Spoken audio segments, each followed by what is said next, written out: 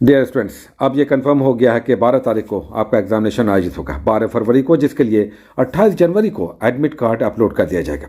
अब बचे हुए इस 15 दिनों में क्या प्रैक्टिस सेट बनाना चाहिए, या टॉपिक्स पढ़ना चाहिए, या वन लाइनर करना चाहिए, या ऑब्जेक्टिव करना चाहिए? Bihar special, current affairs, science, modern India, ये सब कैसे और किस तरह से पढ़ें? कौन सा तैयारी का तरीका सही होगा जो हमें इस बचे हुए 15 दिनों में उस पार कर देगा, कट ऑफ हमारा पार करा देगा? चलिए शॉर्ट में बात करते हैं। सबसे पहले हिस्ट्री में modern India very very important है।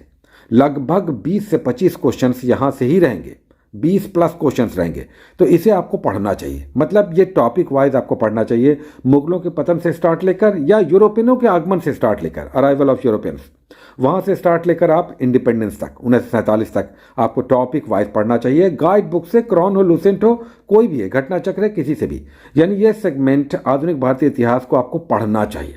उसके बाद बिहार स्पेशल की बात आती है। इसमें करंट अफेयर्स और स्टैटिक दो पार्ट है।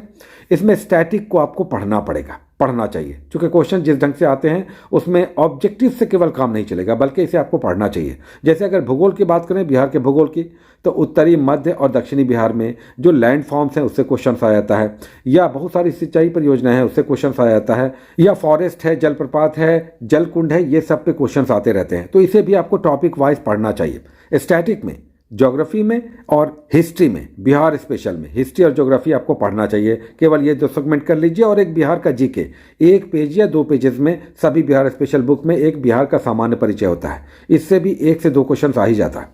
करंट अफेयर्स बिहार में हमने सदैव कहा कि स्पीडी का करंट अफेयर्स जो आया है अभी, येलो कलर और ब्लू कलर वाली, वो सफिशिएंट है। हमें लगता है कि अब टाइम भी अधिक नहीं है, तो एक से ज़्यादा मैगजीन यहाँ पर पढ़ा भी नहीं जा सकता है, तो एक वो मैगजीन बड़े काम का है। इसके अलावा कोई दूसरी मैगजीन है बिहार करंट में आपके पास, तो उससे भी आप पढ़ सकते हैं। उसके बाद नेशनल करंट, इसे भी आपको पढ़ना होगा, क्योंकि ये बहुत बड़ा सेगमेंट है। इसमें हमने कहा कि 2 मैगजीन होना चाहिए। स्पीडी तो हर हाल में होना चाहिए, इसके साथ एक सप्लीमेंट्री कोई भी मैगजीन आपके पास हो सकता है। एडुटेरिया हो सकता है, दृष्टि हो सकता है, क्रॉनिकल हो सकता है, दर्पण हो सकता है, या परीक्षा मंथन हो सकता है, घटना चक्र हो सकता है, कोई भी आपके पास है। एक सप्लीमेंट्री और आप ले लीजिए फिजिकल फॉर्मेट में, और एक यूट्यूब चैनल। तो 2 मैगजीन और एक यूट्यूब चैनल से आपका नेशनल करंट बिल्कुल कंप्लीट हो जाएगा, कवर हो जाएगा।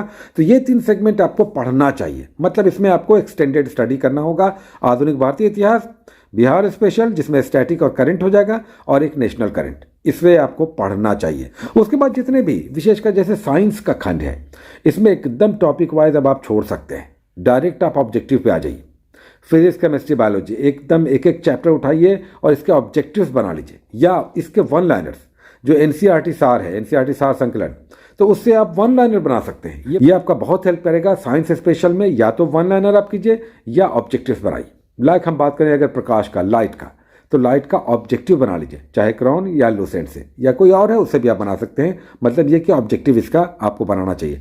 साइंस में आप डायरेक्ट ऑब्जेक्टिव पे आ सकते हैं। उसके बाद पॉलिटी है, ज्योग्राफी है, या फिर इकोनॉमी है, इसे भी आपको डायरेक्ट ऑब्जेक्टिव या वन लाइनर के रूप में ही बनाना चाहिए, क्योंकि टाइम कम है, पढ़ना ज़्यादा है। लाइक देखिए पंचवर्षीय योजना इकोनॉमी में, सीधे टॉपिक्स उठाइए और जाकर के ऑब्जेक्टिव इसके बना लीजिए। कहाँ बनाएं? तो आप चाहें तो लूसेंट या क्रॉन या कोई भी है ऑब्जेक्टिव का टॉपिक वाइज जहाँ है, वहाँ पर जाकर आप बना सकते हैं, काम चल जाएगा। उसी तरह से अगर इंडियन पॉलिटी की बात करें तो लोकसभा है ना, राज्यसभा है, भारतीय संसद है, डायरेक्ट आप जाइए, ऑब्जेक्टिव बना लीजिए। आप पढ़ने का समय ज़्यादा नहीं है। अब बात आती है कि क्या प्रैक्टिस सेट हमें बनाना चाहिए?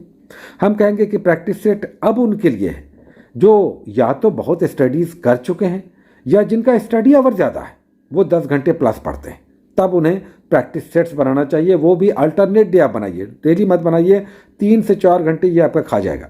और जिनके पास स्टडीज आवर कम है, जैसे वर्किंग प्रोफेशनल्स हैं, या हमारी छात्राएं हैं, या गृहिणियां हैं, ये सब जिनके पास समय की कमी है, प्रैक्टिस सेट्स पे एकदम मत पढ़िए। इससे अच्छा है कि आप ऑब्जेक्टिव टॉपिक्स के बनाइए, चूंकि नए टॉपिक्स पढ़ने का आप समय नहीं है।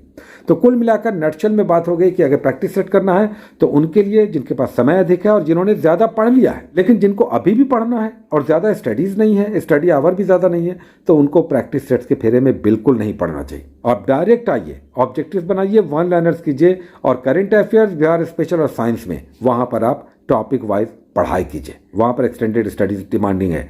तो ये कुल मिलाकर आपके बचे हुए 15 दिनों का एक पूरा खाका है। ये आपका कट ऑफ पर करवा देगा। आप इसे फॉलो करके देखिए। Take care.